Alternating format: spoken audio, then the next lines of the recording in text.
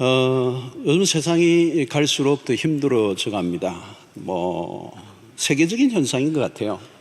온 세계, 또 세계적인 현상이고 시대적인 현상이고 온 문명적으로도 그렇고 말기 현상이죠. 해법이 별로 없어요. 정치적인 것이든 경제적인 것이든 사회적인 것이든 교육적인 것이든 문화적인 것이든 또 자녀들을 교육하는 그런 다음 세대 문제든 환경의 문제든 국제 외교 질서 모든 부분이 총체적으로 위기예요. 시대. 우리 한국도 우리의 삶을 들여다보면 옛날에는 먹고 살기 힘들 때는 그냥 먹고 살기만 하면 되겠다, 먹을 것만 있으면 되겠다 그랬는데 그 문제는 다 해결돼, 대부분은. 근데 그때는 먹는 문제 하나만 문제가 있었어요. 근데 지금은 천갈래 만갈래의 문제가 생깁니다. 한 개인 가정을 들여다보아도, 가정 안으로 들어가 보아도 그 가정 안에 수없는 문제들을 안고 있어요. 우리 목사님들이 신방을 다니는데 보고서를 제가 매주마다 한 번도 빠지지 않고 꼼꼼하게 읽는데요. 이야, 진짜 이렇게 문제가 많구나.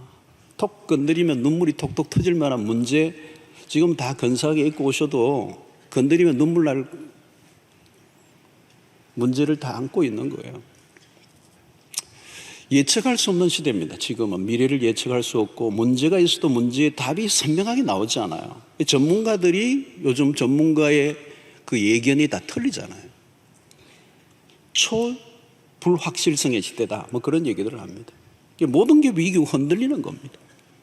여름에 지진을 3번 경험했습니다. 한 번은 세게 왔어요, 세게. 족자에서도 있었습니다만 그때도 멀리서 일어난 거지만 7.5 몇 도 강도예요. 건물이 흔들리다 상들이가 와 흔들리고, 우리 팀들이 다 모였을 때입니다. 밥 먹다가 그냥 체하는 줄 알았어요.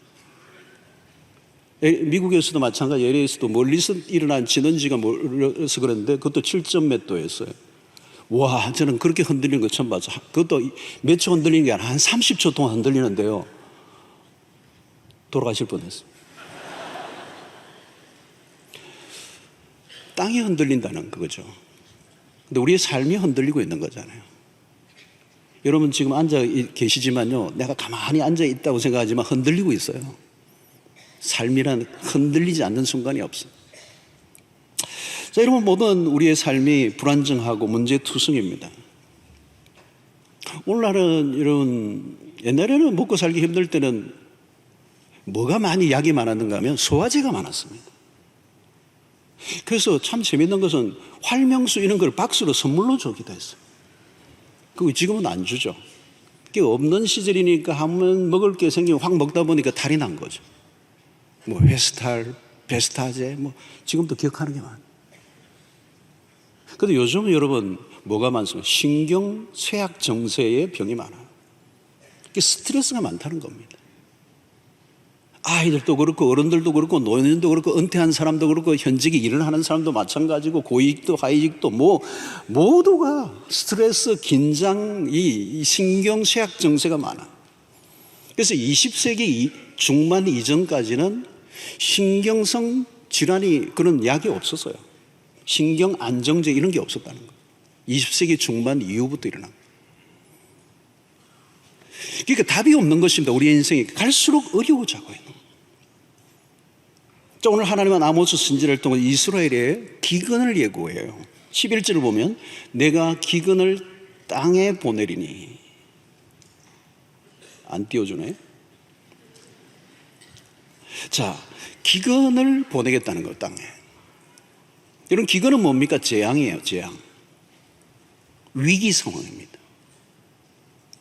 자, 그런데 오늘 어떤 기근을 얘기하죠? 오늘 11절을 다시 보면 양식이 없어 주림이 아니요 물이 없어 가람이 아니요 여호와의 말씀을 듣지 못한 기갈이라.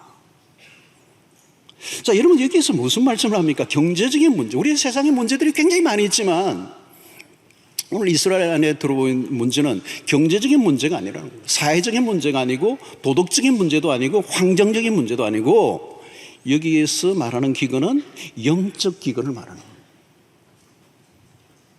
말씀의 기근이죠.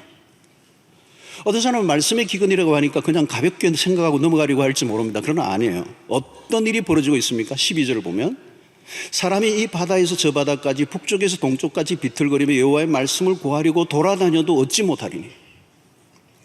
사람들이 비틀거리고 있어요. 13절 그날에 아름다운 처녀와 젊은 남자가 다 갈하여 쓰러지리라. 누가 쓰러진다고 하는 것입니까? 그날에 아름다운 처녀, 젊은 남자, 가장 왕성한 시기의 사람들, 의욕적인 미래의 소망을 가지고 활기차게 달려가야 할 에너지 왕성한 젊은이들까지 쓰러진다는 거예요. 이제 여러분 그렇다면 다른 것은 볼 것 없어요. 모두가 총체적인 위기라는 것입니다. 여기 쓰러진다, 비틀거린다는 것을 가볍게 넘기고 넘어갈 상황이 아닙니다. 위기 상황이고 절망적인 상태라는 겁니다. 왜요? 모든 것은 하나님의 말씀을 얻지 못한 기갈이라. 여러분, 우리는 먹을 것만 있으면 된다고 생각할 때가 있었습니다. 그러나 경제적인 문제보다 훨씬 더 심각한 것들이 있는데 그게 말씀의 기간입니다. 여러분, 인간이 먹을 것, 마실 것만 있으면 되는 것입니까?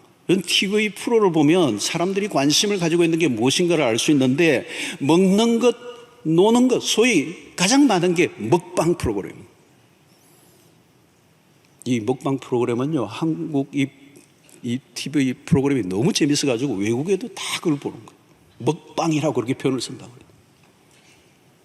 연예인들이 농촌에 가서 하루 세 끼씩 직접 만들어 먹는 프로그램이 있습니다. 하루 종일 먹는 일로 시간을 보냅니다. 아침 먹고 나면 점심에 뭐 먹을까? 점심 먹고 나면 저녁에 뭐 만들어 먹을까? 그 프로를 보다 보면 저게 우리의 삶을 압축해 놓은 것처럼 보이는 거예요.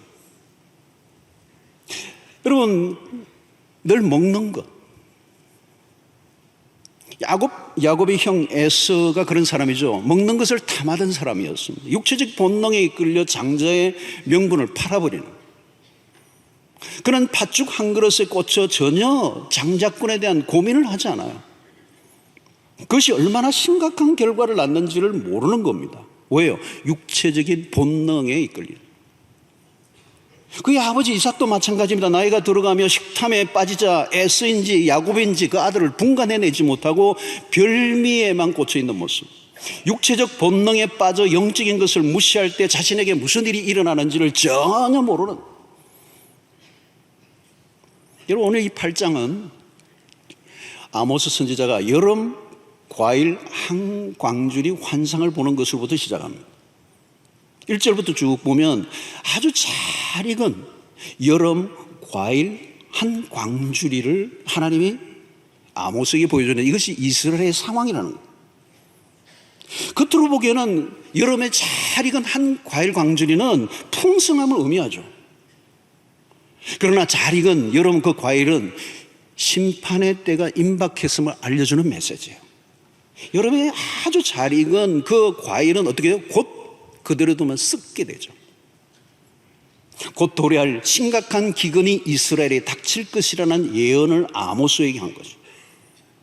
그것이 무슨 기근이냐? 말씀의 기근이라는 거예요. 물질적 풍요에 빠져 하나님의 말씀을 무시한 이스라엘에 대한 경고성 환상을 이 아모스 8장에서 보여주고 있습니다. 자, 그러면 이 기근은 누가 보내셨는가? 하나님이 보내셨습니다. 그러나 그 기근을 몰고 오게 한 원인 제공은 이스라엘 백성들이었어요. 그 원인은 무엇입니까? 하나님의 말씀을 지속적으로 무시했기 때문입니다. 구체적인 내용은 4절 이후에 쭉 나열되어 있습니다. 그것을 함축해 보면 사회 전체적으로 공의가 무너진 것, 하나님의 백성들 안에, 그 공동체 안에 공의가 무너져 버렸다. 하나님을 예배하는데 의식에는 참여하지만 예배는 뒷전이고 돈을 끌어모으는 일에 혈안이 된 탐욕 사회에 대한 지적을 하고 있는 거예요. 아모스를 읽다 보면 오늘 우리 시대와 너무 닮아 있어요. 언제 아모스를 제가 강의를 한번 하려고 합니다. 이스라엘은 물질적 풍요에 젖어 세상적인 것에 탐닉한 나머지 종교는 있지만 형식만 덩그러니 남아있는 거예요. 그래서 하나님은 선지자를 통해 말씀을 계속 보냈지만 그들은 귀를 기울이지 않았어요. 결국 얼마 있지 않아 이스라엘에 주어진 풍요로움이 결국은 기근으로 바뀌게 될 것이라고 하는 메시지입니다. 성도 여러분, 영적 기근을 간단하게 생각해서는 안 됩니다. 여러분, 영적 기갈이라고 하는 걸 느껴본 적이 있습니까? 영적인 갈증을 느껴본 적이 있습니까? 나는 교회를 다니고 있기 때문에 영적으로 문제가 없다고 생각할 수도 있을 거예요. 그러나 깊은 곳에 가면 영적인 기갈을 느끼느냐 안 느끼느냐는 매우 중요한 것입니다. 대개는 영적인 기갈보다 현실적인 기갈을 더 많이 느끼죠. 많은 사람들이 경제적인 이슈로 인하여 늘 부대끼며 살아갑니다. 그래서 정말 목말라 하는 것은 영적인 것이기보다는 돈에 목말라 하는,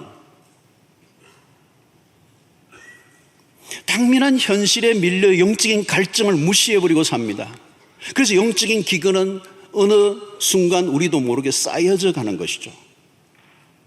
여러분, 주일날 예배를 드리러 나오는 것과 하나님을 찾는 것은 다를 수가 있어요.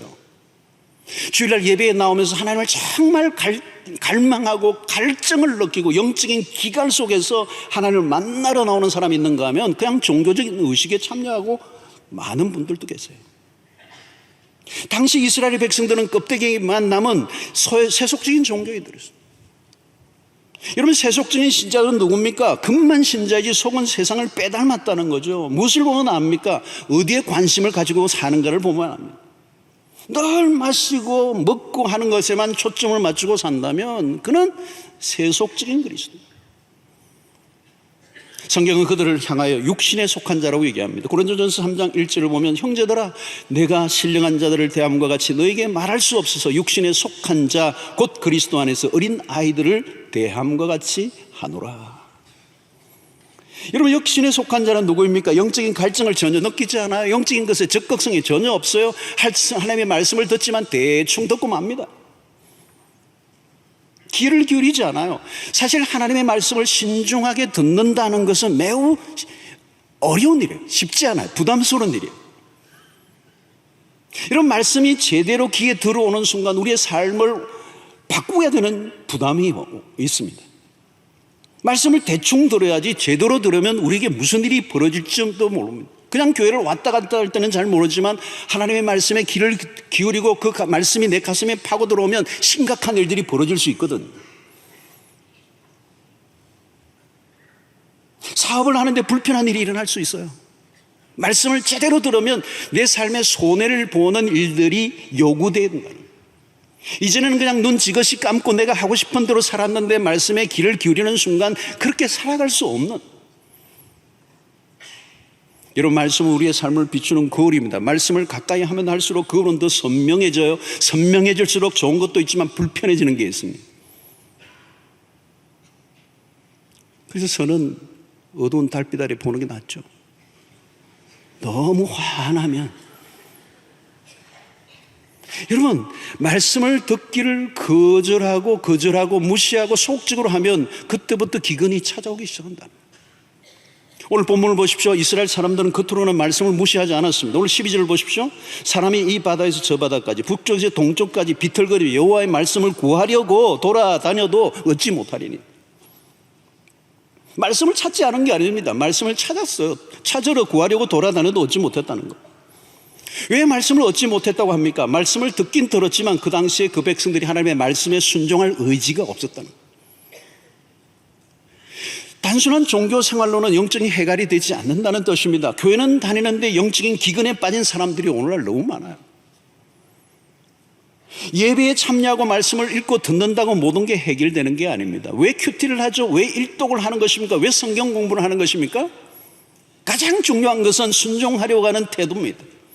말씀에 대한 순종의 의지가 없으면 말씀을 아무리 들어도 그 말씀이 귀에 들어오지가 않아요. 좋은 설교를 듣는다고 좋은 신자가 되는 게 아닌 것 같습니다.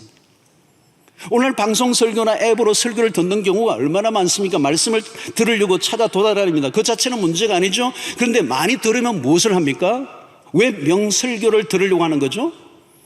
말씀을 듣는 태도가 중요합니다. 태도가 잘못되어 있으면 말씀을 아무리 들어도 소용없습니다. 핵심은 말씀에 순종하려고 하는 태도. 요즘은 주부에 오후 예배나 이런 데 설교자가 누구인가 다 써놨어요. 근데 옛날에 안 써놓으면요, 꼭 교회 사무실에 전화하는 분들이 있어요. 오늘 저녁에 설교 누가 하느냐는 거예요. 그 설교자에 따라서 내가 올 건가 안 올 건가를 결정해요. 설교자가 누군가가 중요하지 않아요. 누가 설교를 해도 그 말씀을 통하여 내가 순종하려고 하는 태도를 가진다면 어떤 설교든 좋은 설교예요. 뭐 아멘이 별로 없는데 하여튼 그런 거예요. 여러분, 순종의 자세 없이 아무리 말씀을 들어도 말씀의 기근은 찾아오게 되어 있어요. 엄격히 말하면 말씀에 대한 순종이 따르지 않는다면 들었다고 할 수 없습니다. 들었다는 것은 순종으로 이어질 때까지를 말하는 거예요. 지금 이스라엘의 영적 상태가 어떤 것입니까? 참 선지자들이 사라져버렸어요. 말씀에 대한 무시가 반복되면서 하나님의 말씀을 제대로 전하는 선지자들이 끊겨버렸습니다. 그러면 거짓 선지자들이 난무하고 참 선지자는 핍박을 당해요. 엘리야 시대도 마찬가지입니다. 엘리야가 뭐라고 말하면 나만 홀로 남았다. 선지자, 참 선지자가 없어져 버린 거예요. 말씀이 끊겨버린 거예요. 말씀의 기갈 상태에서 사람들은 비틀거리고 쓰러집니다. 사람들이 이리저리 돌아다니긴 하는데 피곤하여 쓰러진다는 겁니다. 원인은 무엇일까요? 말씀이 없으면 삶의 목적을 놓쳐버리고. 여러분, 우리의 삶의 가장 큰 어려움은 무엇입니까? 목적이죠. 왜 사는지, 왜 돈을 버는지, 왜 직장 다는지, 왜 공부를 하는지, 왜 교회는 다니는지, 왜 결혼을 하는지, 왜 예배에 참여해야 되는지. 이 왜가 중요해요. why가 중요해요. 그동안 우리 사회는 노하우 그랬죠. 방법이 중요했는데 방법이 중요한 게 아니고 no why. 왜 그 일을 내가 왜 사느냐고, 내가 오늘 왜 밥을 먹느냐는 거예요. 여러분, 이 말씀이 우리에게 들어오지면 이 문제가 해결이 안 돼요. 그러니까 영적인 기갈의 상태가 계속되면 삶에 에너지가 없고 힘이 없고 의욕이 없고, 그러니까 빨리 지치는 것입니다. 여러분, 비틀거린다는 것은 자신을 지탱해 줄 힘이 없다는 것입니다. 무엇인가 분주하게 사는데 왜 바쁜지 알지 못하는 거예요. 여러분, 일이 있고 없고의 문제가 아닙니다. 경제적인 문제가 아니라는 거죠. 하나님의 은혜가 채워지지 않으면, 말씀이 채워지지 않으면 그 정상은 분명해진다는 거예요. 주변의 상황에 끌려다니게 됩니다. 주변의 영향을 쉽게 받아요. 사람들의 말이 크게 들려오는 겁니다. 왜? 내 안에 하나님의 말씀이 채워져 있지 않으니까. 왜 정서적으로 불안정하게 되고 염려와 근심이 내 삶의 핵심 감정이 되는 것입니까? 말씀에 깊이 빠지지 않으면 어디로 가야 할지 길이 보이지 않아요. 힘든 것은 미래가 보이지 않을 때잖아요. 오늘날 젊은이들이 굉장히 힘들어합니다. 힘들어하는 이유가 뭘까? 현실이 아니죠. 미래가 안 보이니까. 사람들은 자신의 문제를 풀어가기 위해서 애를 쓰고 어디에 사람들이 몰려있는 곳에 관심을 가지고 있는 곳에 가면 그게 무슨 답이 있는 것 같지만 답이 없어요. 사람들이 겉으로는 굉장히 지성적이고 멋있고 똑똑해 보이지만 문제가 터지면요, 정신을 못 차려요. 자기의 경험과 지식으로 문제를 풀으려고 애를 쓰지만 오히려 악수를 뜨고 외통수에 빠지는. 여러분, 아브라함과 조카 롯을 보면 창세기 12장 4절이 굉장히 중요합니다. 한번 보십시오. 이 아브라함이 여호와의 말씀을 따라갔고, 이 12장에 아브라함이 하나님의 부름을 받는 장면이잖아요. 4절에 이 짧은 아브라함의 인생과 롯의 인생을 갈라놓는 주점이 여기에 있어요. 아브라함이 여호와의 말씀을 따라갔고, 아브라함의 인생을 끌고 가는 것은 하나님의 말씀이었어요. 그런데 롯도 그와 함께 갔다면, 성경에 롯도가 나온다는 거 아시겠어요? 롯도 그와 함께 갔습니다. 여기 롯도 그와 이 롯은요, 삼촌을 따라간 거예요. 말씀을 따라간 게 아니에요. 인맥을 따라간 겁니다. 혈육을 따라간 거예요.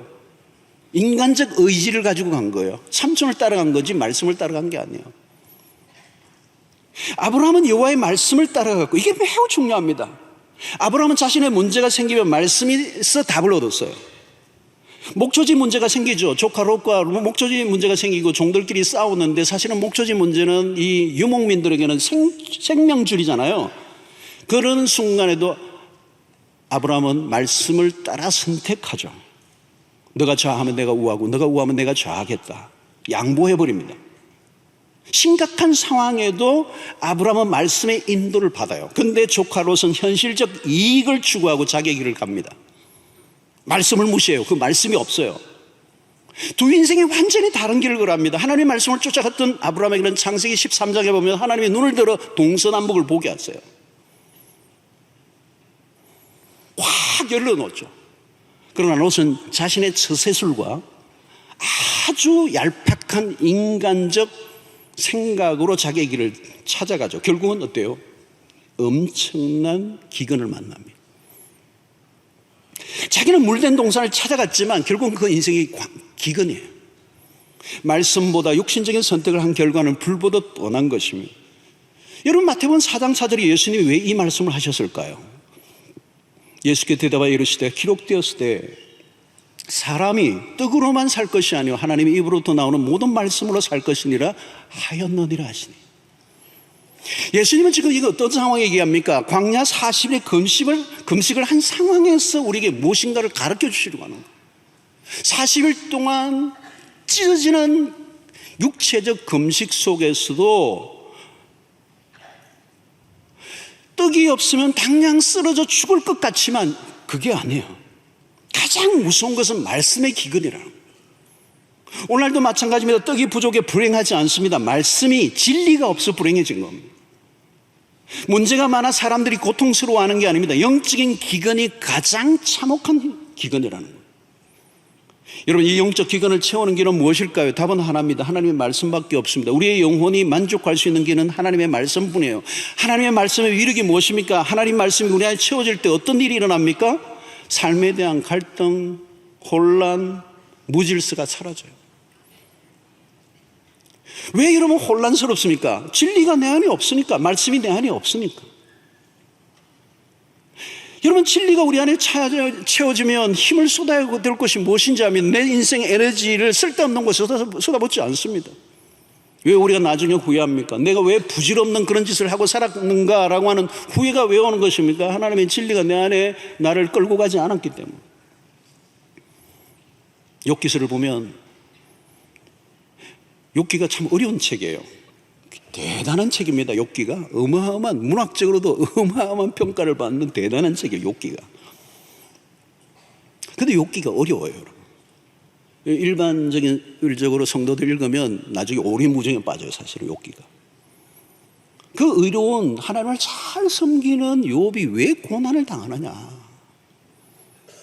그 고난의 파도에 휩쓰이니까요, 뭐 다 헤매는 거예요. 친구들도 뭐 별 신학적인 뭐 멋있는 얘기를 뭐 다 얘기하는데 다 안 맞아요. 욥도 나중에 혼란에 빠져요. 그러나 나중에 하나님이 침묵을 깨고 나타나셔서 말씀을 하기 시작합니다. 막 쏟아내기 시작하세요. 폭포수처럼 하나님의 말씀이 욥기 후반부에 막 쏟아져 나와요. 그 말씀 앞에 욥이 무릎을 꿇어요.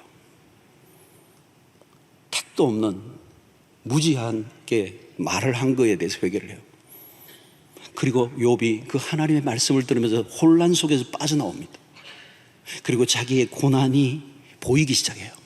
그 하나님 안에서. 그리고 그 고난이 결코 나를 불행하게 할 수 없다는 걸 깨닫는 거죠. 그래서 그 고난에서 주는 그 비극적 상황에서 빠져나와 놀라운 영적 세계의 다음 세계로 이제 나아가는 모습을 보여주죠. 성도 여러분, 하나님의 말씀이 없으면요, 우리의 삶에 찾아오는 모든 고난은 비극이에요. 우리 인생 자체가 비극이에요. 말씀이 우리에게 온전히 주어지지 않으면, 말씀이 분명히 들려지지 않으면 우리의 인생 자체가 비극이에요. 저도 우리 성도들 가운데도 마찬가지, 설명할 수 없는 고난을 당한 성도들이 많아요. 지금도 당한 그 고통 때문에 잠 못 이루면서 고통하는 우리 성도의 마음을 제가 알아요. 그 절절히. 그러나 여러분, 말씀이 분명하게 들려지면 아무리 힘들어도 그 말씀은 길이 되고 빛이 되고 우리를 견고하게 세워주는 거예요. 여러분, 중요한 것은 그러므로 하나님의 말씀을 잘 받는 거예요. 여러분, 하나님의 말씀을 잘 받는 거예요.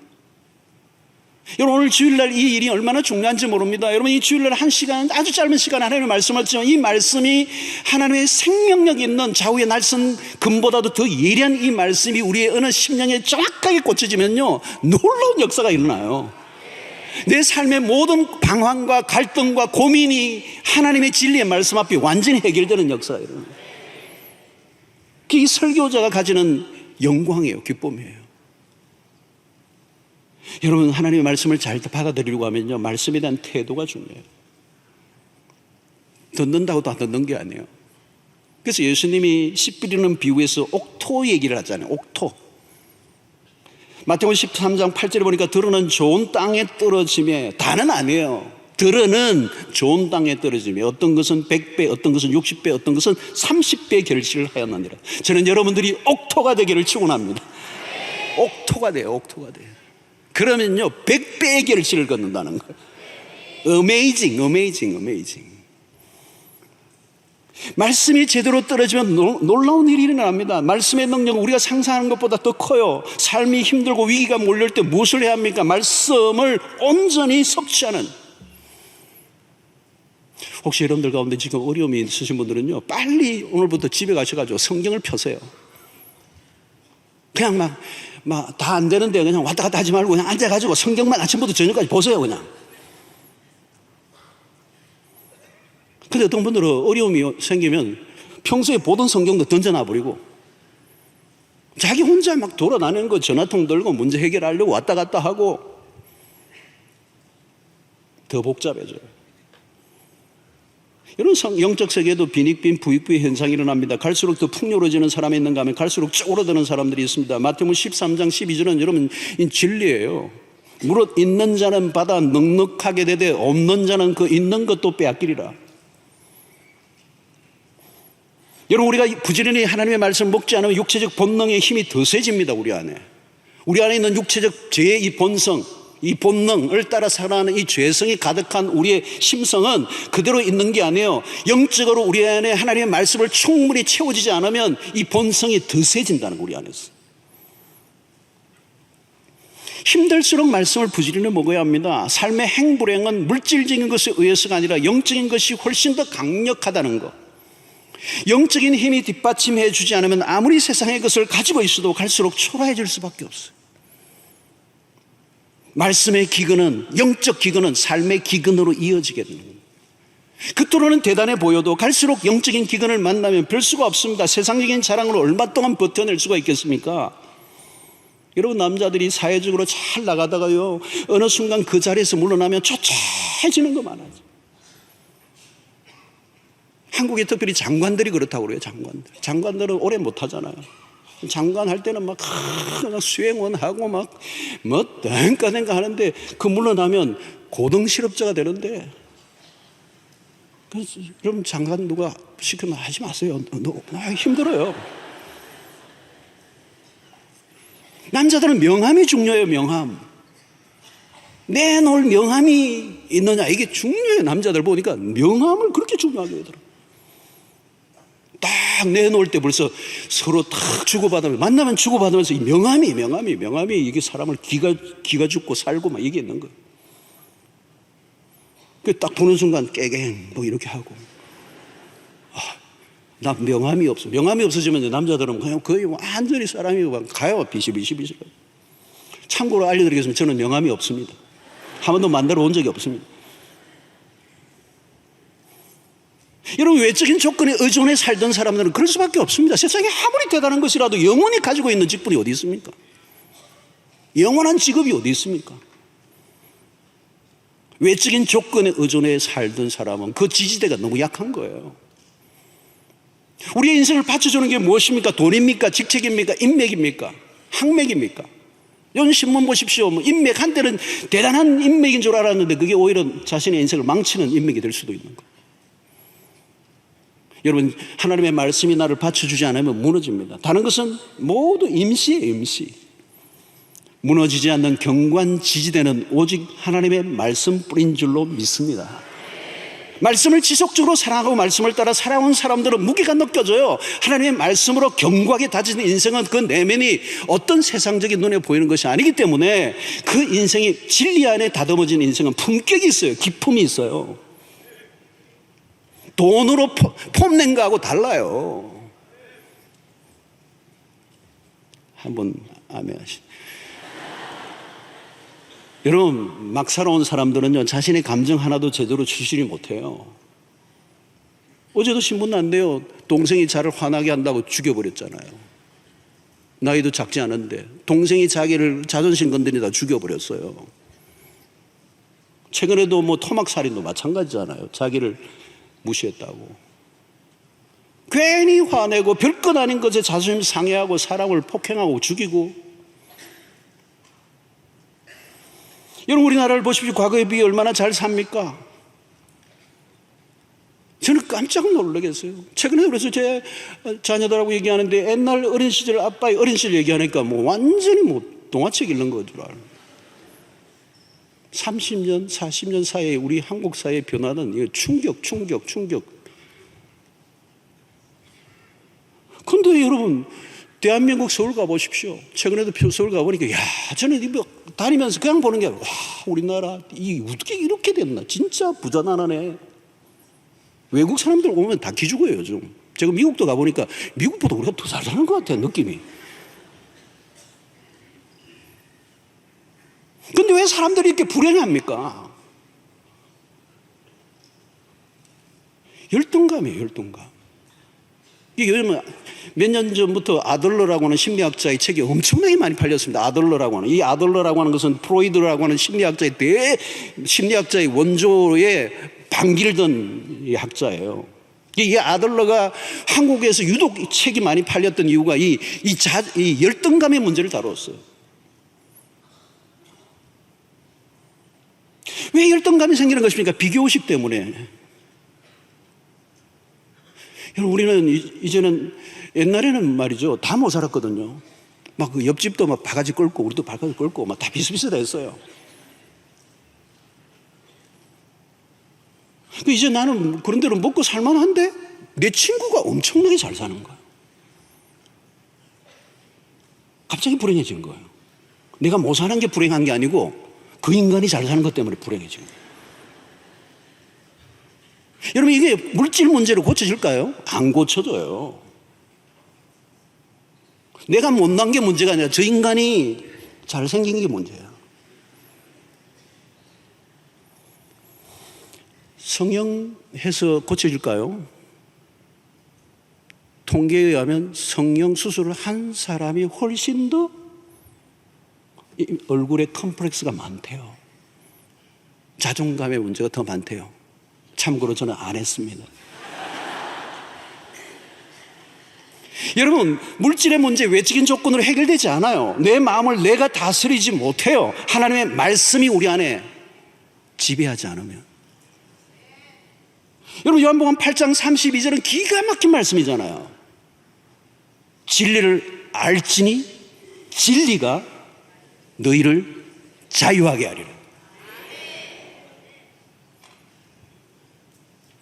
왜 불안하십니까? 늘 세상에서 일어나는 어지러운 얘기만 듣고 있으니까 불안한 거예요. 뉴스를 보십시오. 통계를 들이대면서 불안으로 몰고 갑니다. 안 될 것이다. 계속 듣고 있어 보세요. 믿음이 생깁니다. 안 될 거라는 믿음.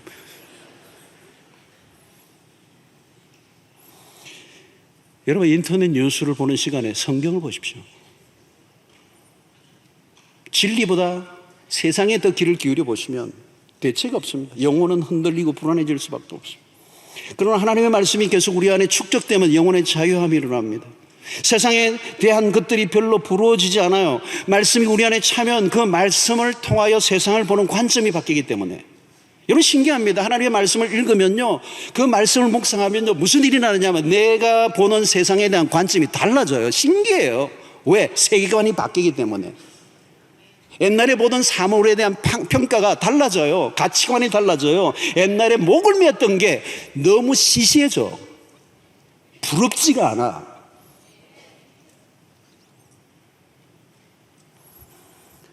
여러분, 이 기근이라고 하는 것은, 영적 기근은 하루 이틀에 일어나는 것이 아닙니다. 지속적으로 오랜 시간을 걸쳐 일어나는 거죠. 서서히. 이것이 바로 말씀을 들을 때 태도에서 결정된다는 거죠. 하나님의 말씀을 그저 소홀히 하고 경홀히 여기고 무시하고 그런 살아온 날들이 축적되면 어느 순간 영혼의 기근이 오고 빈사 상태에 빠져버리고 그 영혼을 지탱해 줄 수 있는 아무것도 없기 때문에 그 영혼의 고갈 상태에서 모든 게 다 한순간에 문제가 생겨 무너져 버리고 마는 거예요. 뭘로 버텨냅니까? 지금 우리 한국 사회 안에 일어난 문제들을 보십시오. 정신적 성숙 없이 경제적인 면만을 쫓아온 후유증을 지금 앓고 있는 거예요. 속은 다 텅텅 비어 있는데 물질적인 성장이 너무 빠르게 왔기 때문에 이 물질적인 풍요를 감당해낼 길이 없는 거예요. 지금 이스라엘 아모스 선지자가 이스라엘에 지금 행하고 있는 메시지 똑같아요. 이 풍요를 도대체 제대로 누릴 수가 없는 거예요. 제대로 누리지는 못하는 거예요. 그래서 오늘 우리 한국 사회는 이 정신적인 빈곤을 채우기 위해서 인문학에 대한 열폭이 막 일어나게 되었는데, 그 인문학이라는 게 도대체 우리의 영혼을 채워줄 수 있는 겁니까? 못해요. 인문학이 우리의 문제를 해결해 줍니까? 이념이 우리의 인생의 문제를 질을 바꿀 것입니까?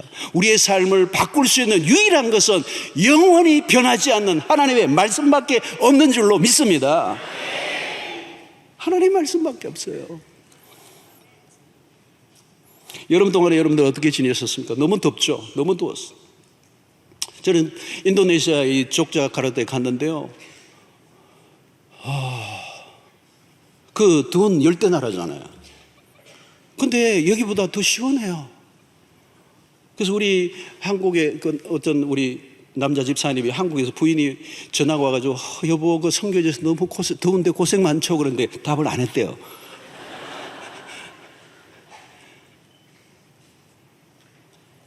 여러분, 이렇게 덥고 우리의 삶이 복잡해지고 어려워지니까 우리도 모르게 하나님의 말씀을 무시하고 영적인 은혜 받는 일에 소홀히 하고 바쁘고 정신없이 살다 보면 영적인 기근이 우리에게 밀려오는 거예요.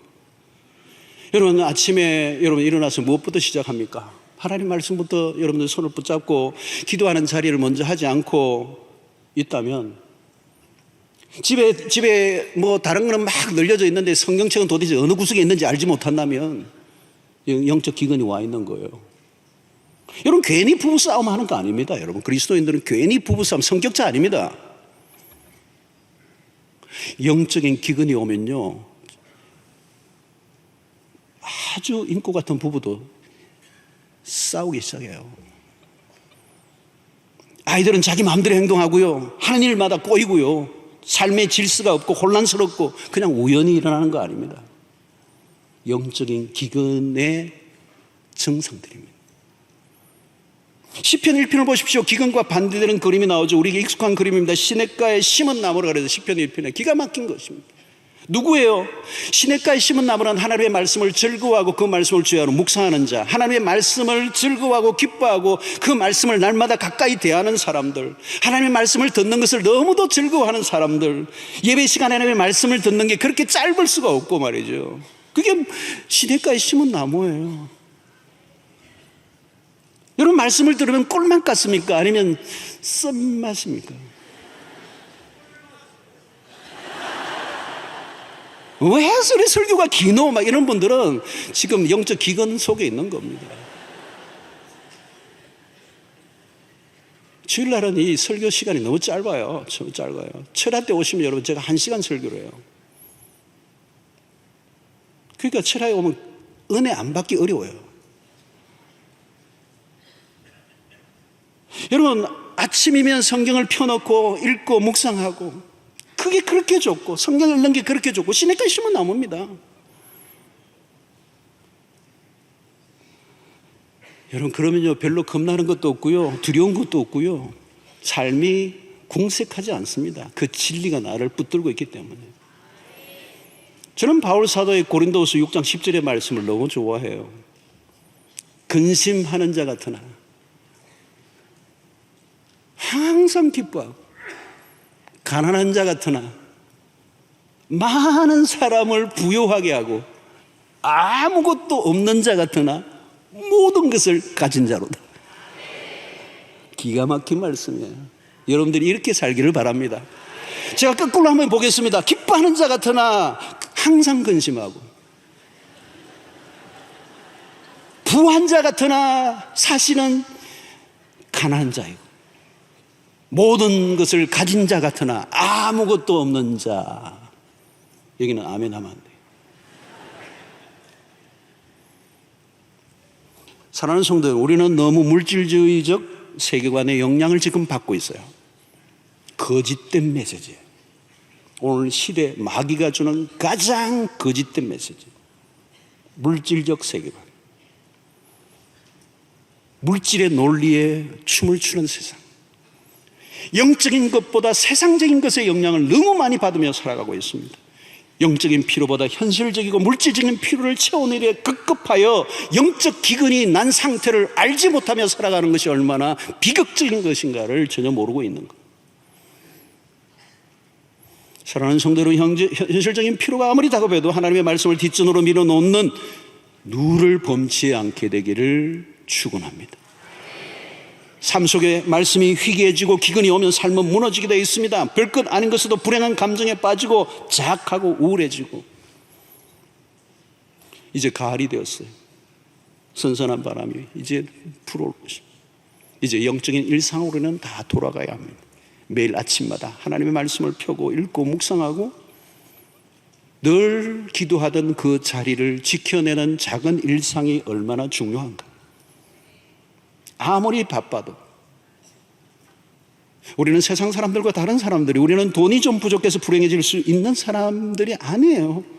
가장 무서운 것은 영적인 기근이고 말씀의 기근이라는 거예요. 삶의 기근이 와도 말씀의 풍년 속에 살면 삶의 기근은 사라질 줄로 믿습니다. 그러나 영적인 기근이 오면 아무리 세상적으로 풍요해도 인생은 기근 안으로 들어가고 있는 거예요. 신자는 무엇으로 사는가? 말씀으로 삽니다. 은혜로 삽니다. 하나님의 말씀으로 배를 불려보십시오. 힘들 때일수록 세상의 소리에 귀를 기울이지 말고 하나님의 말씀에 귀를 기울여 보십시오. 은혜의 줄을 놓치지 마십시오. 예배의 생명을 거십시오. 어떤 경우에도 하나님의 말씀의 기근을 피하세요. 무엇보다 하나님의 말씀의 풍년을 추구하시면 물된 동산 같고 시냇가에 심은 나무와 같이 시절을 쫓아 과실을 맺는 풍성한 인생을 사는 여러분들 되시기를 주의 이름으로 축원합니다. 하나님 아버지, 오늘 우리에게 주신 말씀을 기억하고 오늘 이 영적 기근의 시대, 물질의 풍요 속에 빠져 있지만 물질의 이 영적 기근에 허덕이는 오늘 이 시대 속에 하나님의 백성들이 하나님의 말씀으로 우리의 영혼을 충만하게 하고 우리의 영혼의 부흥을 날마다 경험하는, 그래야 승리하는 주의 백성들 되게 하여 주시옵소서. 예수님의 이름으로 기도하옵나이다. 아멘.